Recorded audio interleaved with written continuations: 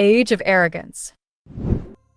As the door opened, a luxurious room with a red carpet appeared before Asha's eyes.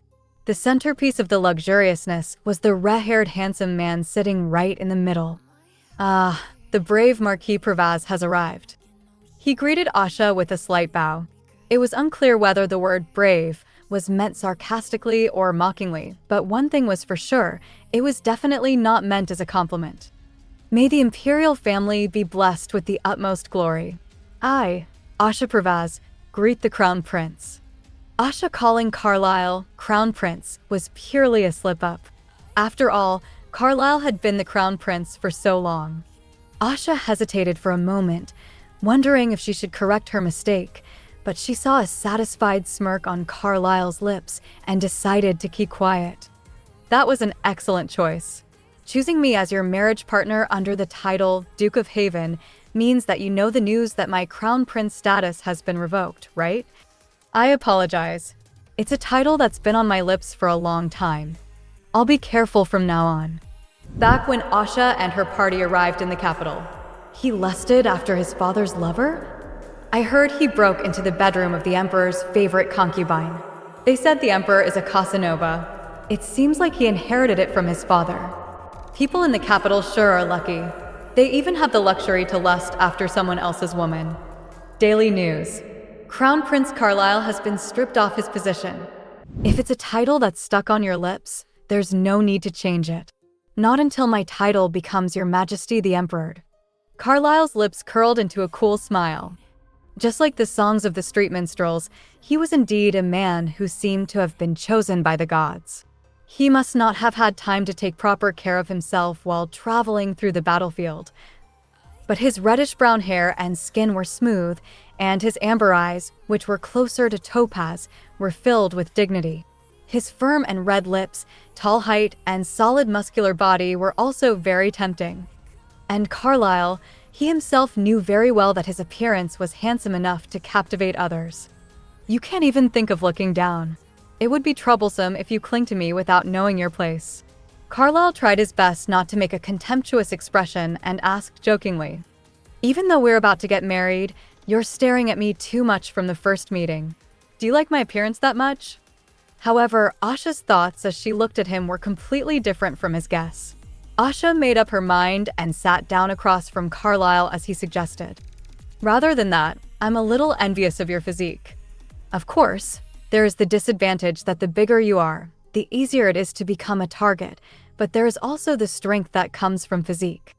Carlisle was speechless for a moment and just fidgeted with his crossed feet. "So, in battle, yes, this body is your preference? I would like to have that kind of body, but it's almost impossible, because we were born with different types of muscles." It didn't seem like she was talking jokingly, judging from the fact that she kept her face expressionless even while looking at Carlisle's face. That's interesting. Carlisle felt a little deflated, but he thought it was better than being clingy and infatuated with him. "Then shall we start talking about the deal now?" As expected, the word deal came up. "First of all, I would like to thank you for giving my despicable father a taste of his own medicine. You really used well your head, barbaric princess." He called Asha's derogatory nickname without any hesitation. "It must have been a gamble with your life, but you made me want to take part, so the gamble was a success."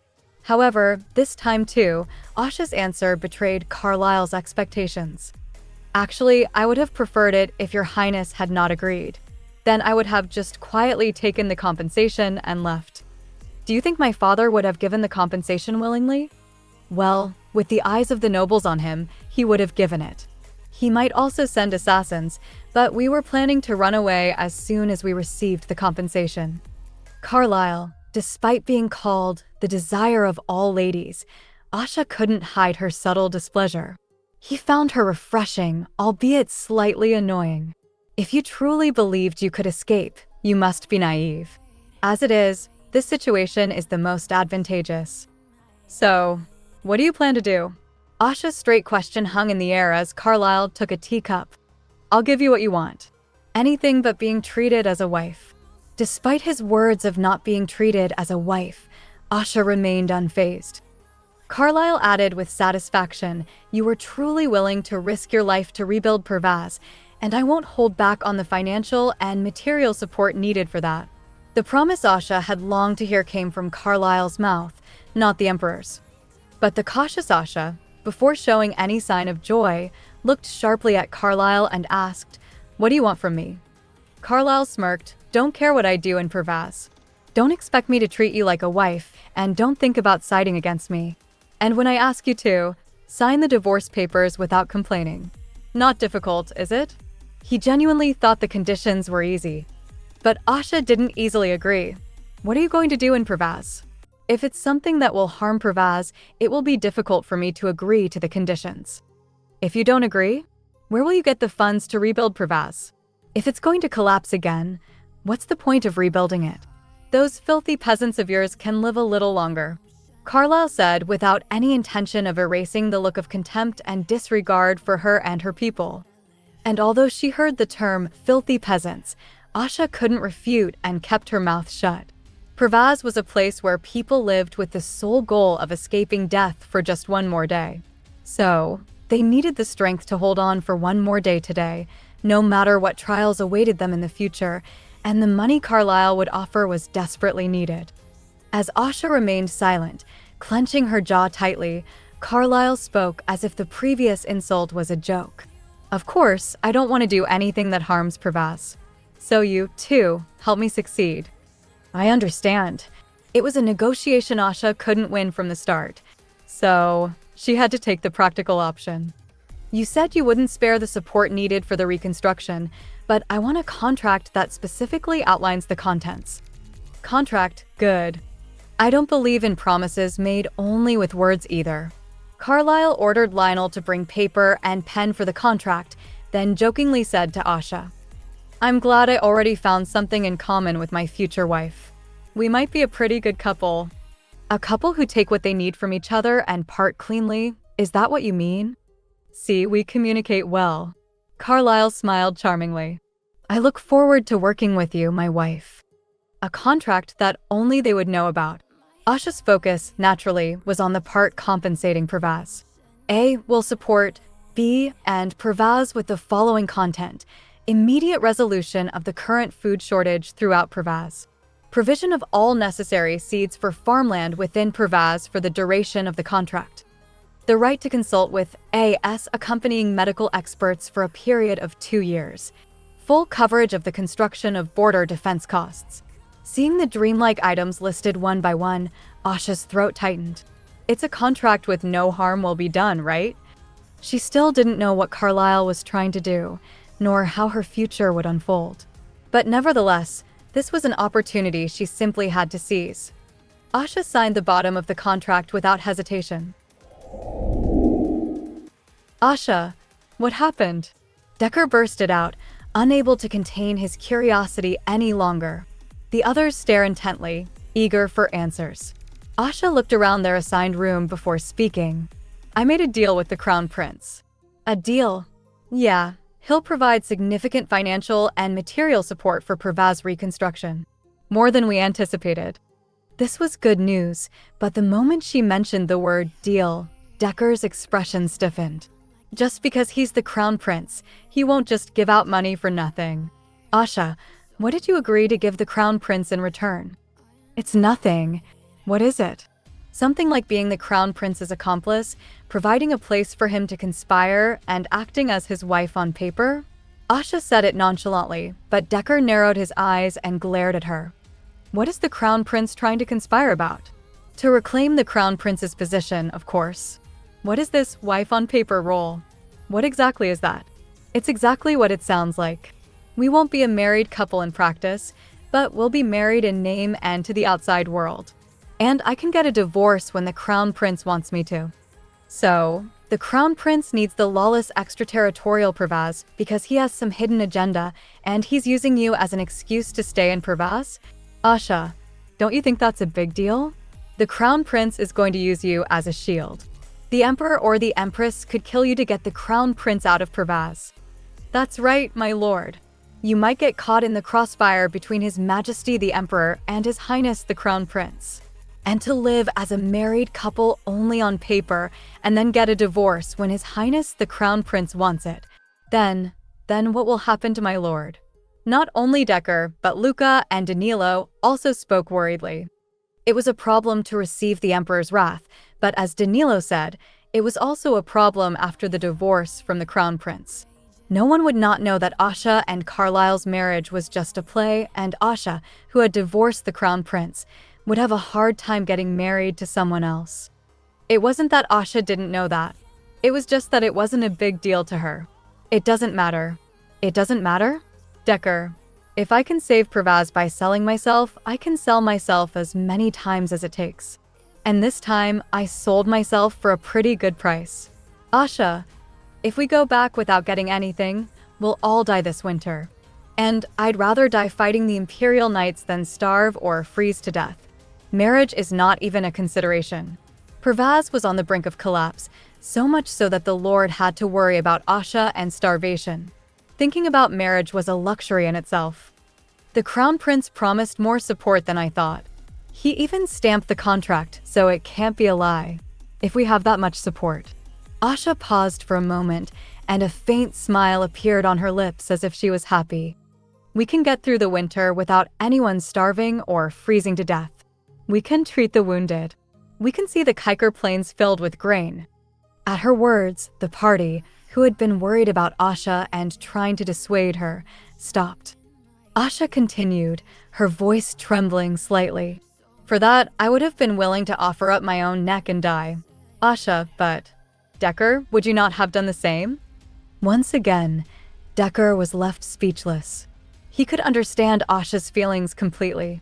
The chance to revive her homeland, which had been so brutally trampled upon, was worth more than her own life. Decker, Luca, Bastian, Danilo. Asha smiled warmly at them. I am happier than I have ever been. Her life had always been a desperate race against death. She could say with confidence that she knew despair better than anyone. But now, for the first time, she was beginning to dream of a hopeful future. For that dream, Asha was willing to do anything, even if it meant joining hands with an arrogant demon. This was written carefully. She's a woman who won't be deceived anywhere. She's an interesting, isn't she? Well, I find her a bit scary every time I see her. Scary? Why? I don't know if it's an irreverent expression for someone who is going to be the crown princess, but she has the most similar face to His Highness of all the people I've seen so far. At Lionel's answer, Carlisle asked with a curious expression, You mean it's an irreverent expression to say she's similar to me? No, before that, where am I similar to that beggar leader? Lionel thought of Asha, who had been wearing a cool and indifferent expression as he watched Carlisle, who spoke in a tone that truly sounded absurd.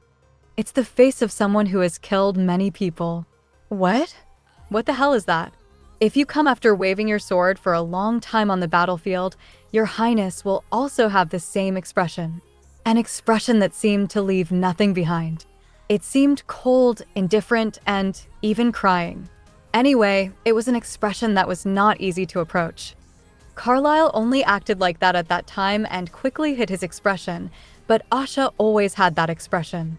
That's why I was a little scared. It didn't feel strange that she would draw her sword and charge at His Highness to kill him at any moment. Only then did Carlisle nod and touch the corner of his mouth, which still had a smile on it. That's right. Exactly as you said, it doesn't seem strange that she would attack at any time. No matter how insulting he spoke, Asha remained expressionless. She did not acknowledge his words, but she did not try to deny them either. It seemed like she was just quietly piling them up. And when it overflows at some point, that's when her eyes will turn upside down. He knew a few of those types of people. They were good to have as subordinates, but they were annoying to have as enemies because they always had to be careful. I wonder which side Asha Pervaz will be on? Yes, Your Highness. What on earth were you thinking? Are you really going to marry such a barbaric woman? There are many ladies who are candidates to be the crown princess. Of course. In fact, this is the first time I've felt really happy since my father stripped me of my title as crown prince.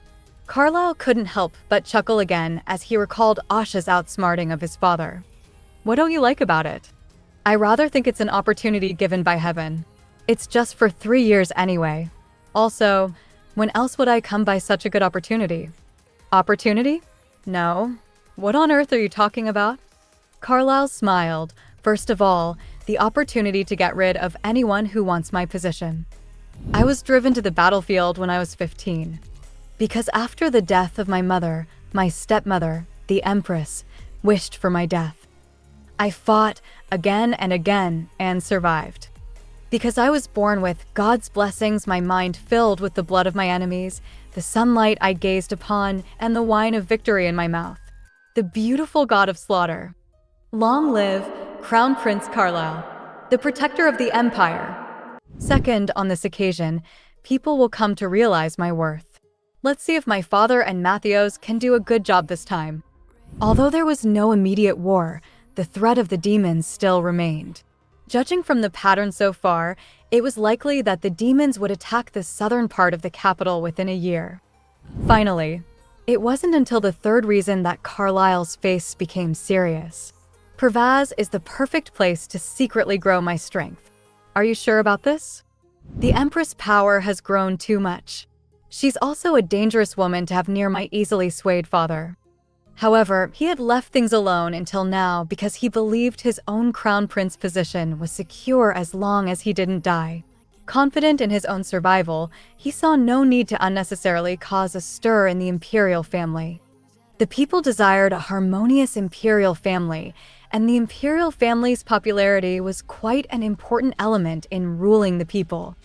The matter about my father's concubine and me. It must have been planned by the Empress to get rid of the things she doesn't like in one go. Due to that, Prince Matthews temporarily became the crown prince. If the Empress had become powerful enough to dethrone him, wouldn't I need to prepare some things here and there, out of the Empress' reach? She declared war, so I should gladly fight her. Within the next 3 years, the Empress will find fault and stop me from getting my position back as the crown prince and make Matthews the official crown prince. The throne is mine. I will kill everyone she likes. I have to develop my strength until the Empress can no longer touch me. That's why Pervaz is a perfect fit. Indeed, Pervaz is extraterritorial. At this point, isn't it God's blessing that the successor of Pervaz has chosen me? Are you going to marry someone you just met, even if you know what kind of woman she is? It's not my first time seeing her. What? I've met that woman before. A few days ago at the imperial capital, Zyro, dethroned as the crown prince. The Empress had me completely wrapped around her finger. I was careless. It was my fault for acting hastily when I received a letter from a new informant asking me to contact them. I thought it'd be an assassination attempt at best. Carlisle Everist shall be stripped of his position as crown prince. Since rumors of me being heartbroken and confined in my room are spreading, I'll use this chance to make my move. Hey, mister. I've never seen you before. Why don't you give us some money? If you want to hop ass through unscathed, that is. It's obvious you're loaded. Just hand it over and we'll let you go in peace. Hiding my identity would mean that trash like them would come crawling. How annoying. I have no other choice. To be robbed in a city without war. Asha muttered under her breath as she walked along the street. Take a look at that. 3 men against 1? Although the person in the hood was slightly bigger than the man, the presence of various armed street kids surrounding him like a gang didn't seem to intimidate the man at all. Should we intervene? We can't just ignore it. Since she hadn't particularly lowered her voice, the attention of the young gangsters and their leader shifted towards Asha. What the? The numbers should align, no? We'll join in too. Asha's gray eyes, like the color of a cloudy sky, chilled. Are you kidding me? A woman? What do you want about, you beggar-like bitch? Are you out of your mind? What the hell are those guys who look like nothing will come out even if you shake them? If you're just going to run your mouth, I'll go first. With that, Asha immediately lunged at the man and punched his greasy face. Naturally, the man flew back and rolled on the ground. Then, another man yelled out, "Boss." She's maintaining a sturdy stance. Is she a warrior? What are you waiting for? Kill them. If you want to come at us, then do it yourself. Why make the young one do it? What a coward. The young man looked at Decker's face and couldn't take a single step. Even in the midst of all this, Asha was beating the leader with an expressionless face. Asha, are you trying to kill him? Decker asked. Should we? It'd probably be better for their sake. To kill? They are not bluffing. They are accustomed to killing others. Truly fearsome people did not threaten or blackmail. They simply did terrible things with an expressionless face, as if they were doing something annoying but necessary. Didn't you say we shouldn't cause any problems before entering the palace? Yeah, let's just leave it at that. Run away. At someone's cry, the boys who had surrounded the hooded guy scattered at once. Thank you for helping me. Then only did her eyes meet the person who had almost become a victim of the thugs. In an instant, Asha almost drew the sword she had at her waist. Although he was wearing a hood covering half of his face, Asha, who had spent many years on the battlefield, realized instinctively, he's a dangerous guy. Thanks to you, I managed to escape danger. I'd like to repay you, but said in a dry voice that didn't sound grateful at all. Asha shook her head with a feeling that she would see something bad if she got involved any further. But before Asha could answer, Decker stepped forward. As for repayment, could you recommend some cheap and decent inns in the area to us? Our party is on the verge of being homeless. The inns in the capital are too expensive. Including ourselves, there are 5 of us in the party. If we can wash up there, we can all sleep in a single room. Carlisle stood still, seemingly thinking for a moment, then he turned around. I understand. Please follow me. I know of a few decent inns in other places, not here. That day, when you returned late, was it because of Marquis Pervaz? With my help, they managed to wash up in the inn and enter the palace. If she hadn't done so and just entered the palace quietly, she wouldn't be called a barbaric princess, but a beggar chief. Did those gangsters throw punches at you? A single mistake, and your majesty would have been in danger. Even if it was the Empress who sent those assassins, it's not going to be that easy. Lionel had to admit that person does give an important advantage, though. As long as the reconstruction of Pervaz is ongoing, she can't betray me. And it doesn't seem like she'd fall for me and be a bother. Even though I advised her to stay at my mansion with me, she returned to the inn due to discomfort. She's very cautious, and she doesn't covet the position next to me. Is there a better marriage partner than her? Of course. Well, if she becomes bothersome, I could just make it look like an accident and get rid of her. Carlisle spoke lightly, as if crushing a bug. Approximately how much time until we leave? Next week? The following week? It'd be good if it were as soon as possible. Her response piqued Carlisle's curiosity. Seeing as she didn't seem properly fed and yet wanted to return to the hell that had been ruined rather than enjoy the heaven where she could be pampered, Carlisle could only think of one reason. Do you have a lover waiting for you there? At that, Asha burst into laughter. I've heard that your highness takes women with you to the battlefield, but I haven't had the luxury to do so myself. Where did you hear such rumors about me taking women to the battlefield? It's common knowledge. Could it be false rumors? At Asha's question, Carlisle hesitated for a moment before chuckling and admitting, they're not entirely false, right? So, when you said I can do whatever I want in Pervaz, that includes that too. Carlisle almost stumbled over her words again, but smoothly brushed it off. Since he still didn't trust Asha, there was no need to correct the image he deliberately created of himself. Anyway, you don't have a lover then? No. Then why do you want to return to Pervaz so quickly? Well, that's... Asha tilted her head as if she had heard a strange question. The people of Pervaz are waiting for my return. Carlisle furrowed his brow as if to say, why would that be a reason to return? However, Asha didn't realize that Carlisle didn't properly understand her response. To her, it was so obvious that she had to return because her people were waiting for her. So, when can we depart for Pervaz? To Asha's question, which seemed to express her desire to stop the pampering, Carlisle still responded with a face that showed he couldn't understand. As soon as possible. I'll set a date. We'll pick an available dress and get it tailored. Sounds good, please do. Then, Madame Luber, let's start from that. I don't care how she lived when she returned to Pervaz, but at least do something about that appearance for the duration of the wedding vows. Carlisle said, pointing from the top of Asha's head to the bottom of her feet with his finger. He still showed no respect for his future wife. However, Asha was not offended at all. His Highness Carlisle has put up with my appearance for a long time. Although she had washed a few times since entering Carlisle's annex, it probably wouldn't have been enough for Carlisle's castle. After all, by the standards of the people here, washing seems to be a process that involves applying a lot of fragrant things and making the skin shiny. Anyway, the maids, who had repeatedly been refused permission to bathe Asha, finally had their eyes light up as if they had been given permission. Marquis, what do you usually wash your hair with? Soap. Do you use hair serum? How about hair oil? Why do I have to put those in my hair? That night, they dragged Asha to the bathhouse and kept her there for 2 hours. You don't usually wear corsets. It's my first time seeing such a tiny waisty can't. Breathe. You're pretty tall. Your shoulders are also kinda broad. Never wear sleeveless clothing. Your biceps. Pearl accessories are a no. It doesn't suit you. How about puff sleeves? It'll make her shoulders look broader. Are you dumb? I really want to go home. And the next day at 10 a.m., Carlisle stormed into the mansion. He entered the drawing room of the main house and asked if Asha had given up her wild warrior appearance.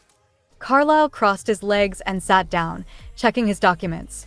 It seems that the maids who took care of her had a hard time last night, but I don't think she's like a young lady from the social circles. I didn't expect that much. May the utmost honor be upon your highness. I greet your highness, Carlisle.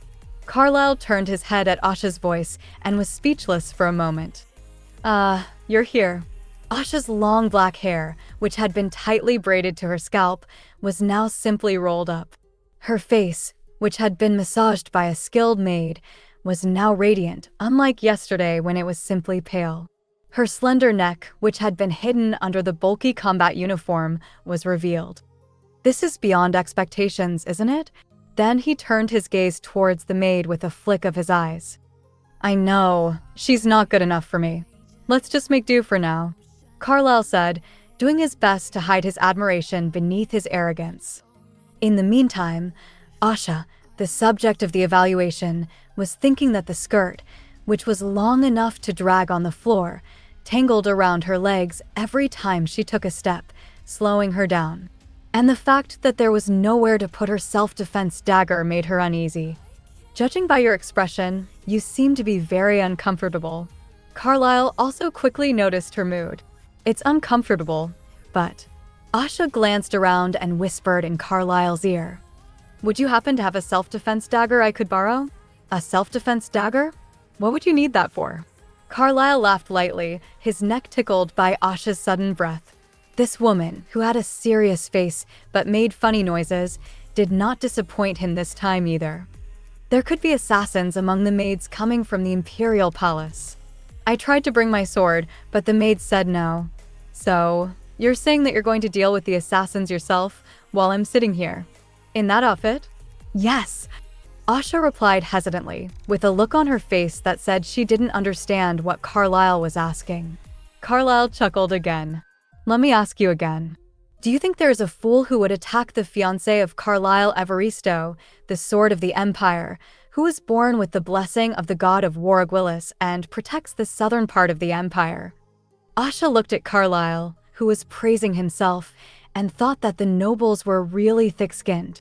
Then she asked, there is no law that says you can't. In a situation like that, if you're dressed in such an uncomfortable way and don't even have a weapon for self-defense, who will save you? Then Carlisle snorted again as if he found it absurd and pointed at himself with his thumb. Who else? Your handsome fiancé will protect you. And soon, Carlisle was able to see Asha's expression that said, did I just hear some nonsense? I know very well that all you want from me is money. It's a good attitude. But until the job is done, I need you to stay alive. Of course. So you can leave this much to me. He winked to Asha. Thanks to the maid's efforts, Asha gave off a fragrant scent of grass. It was a scent that women didn't often choose, but it was a perfume that Asha, who absolutely hated sweet floral or fruity scents, had barely compromised on. This scent suits her surprisingly well, Carlisle thought, taking a deep breath without realizing it. Excuse me, the dress. Is it too simple for a royal ceremony? Even though this marriage ceremony was a formality and everyone expected Carlisle to divorce in 3 years, she was unbearably disappointed that the dress of the bride she had prepared was such a simple design. Lionel, bring what I asked you to prepare. At Carlisle's command, Lionel, who was waiting nearby, took out a velvet box from a nearby console drawer. The heavy-looking box looked extraordinary at a glance. A small, but a wedding gift. I was hoping you would wear my gift with that dress at the ceremony. Carlisle opened the velvet box silently and placed it in front of Asha without showing any expression. The one surprised by what was inside wasn't Asha, but the imperial maids, including Madame Luber. Oh my. If that's the case, then things are different. Absolutely. Madame Laurel clasped her hands together with a happy expression in front of the bewildered Asha. To wear such a gorgeous ruby and diamond necklace, a simple design is better. The necklace Carlisle presented as a wedding gift was a design with 7 large rubies surrounded by dozens of dazzling diamonds. However, for Asha, who had never seen rubies or diamonds before, their value didn't fully reach her. To make it easier for her to understand, Carlisle kindly explained. This necklace, if you sold it, you could probably buy about 100 war horses. What? Only then did Asha's eyes widen. War horses, unlike regular horses, were expensive because they required both a strong build and training. Even a mediocre one would cost 10,000 Veronas or more. Therefore, you're saying this is worth over 1,000,000 Veronas? Carlisle didn't reply, just smiled. He picked up the necklace and approached Asha, placing it around her neck and whispering softly. Think of it as a down payment. The necklace's clasp made a light clicking sound. Asha felt the considerable weight of the jewels on her collarbone. She wielded a great sword, so a mere necklace shouldn't be heavy. However, this one was, perhaps due to its value of 1,000,000 Veronas. If I sold this, I could buy 100 war horses or build a fence around the abandoned land. No, better yet, I could buy food. While absent-mindedly stroking the ruby with her fingertips, Carlisle leaned down and whispered in her ear again.